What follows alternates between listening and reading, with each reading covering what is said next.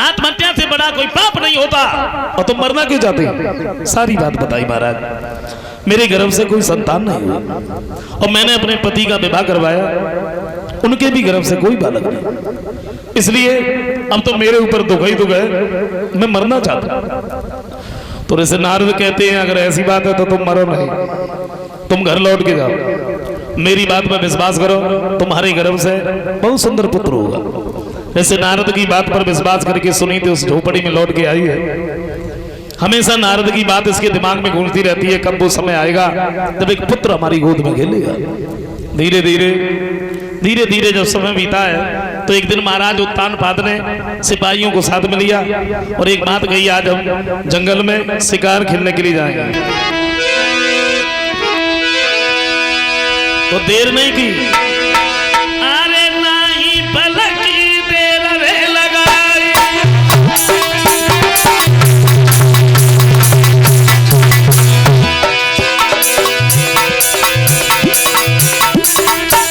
और सीधे अपने संगरे सिपाही।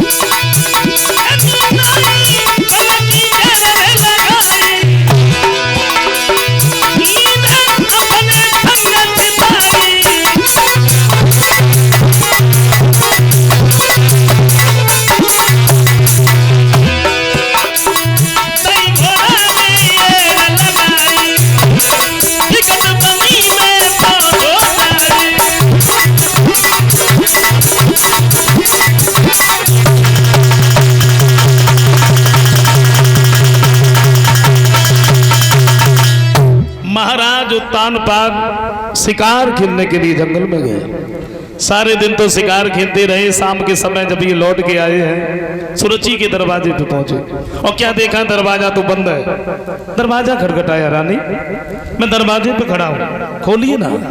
लेकिन किसी ने आवाज ही नहीं दी। आवाज भी कौन देता? क्यों? क्योंकि रानी जो थी ना, सुरुचि के सो गए,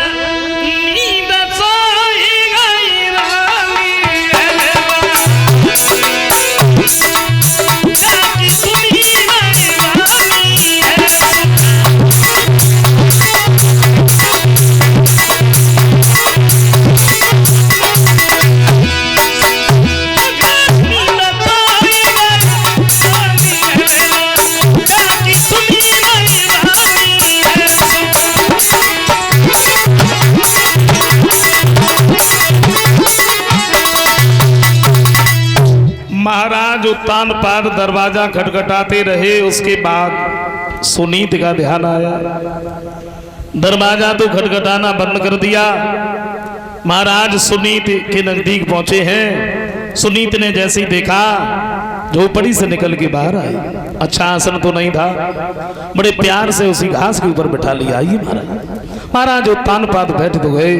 एक बात कही है, रानी तुमने मेरी एक बात नहीं मानी।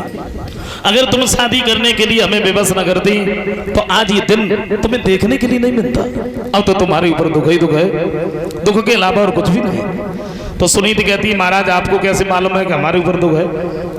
पत्नी को चाहिए पति बड़े सुख से रहे, और जब पति के ऊपर कोई कष्ट नहीं है, कोई कलेश नहीं है, तो पत्नी तो उससे पहले सुखी है।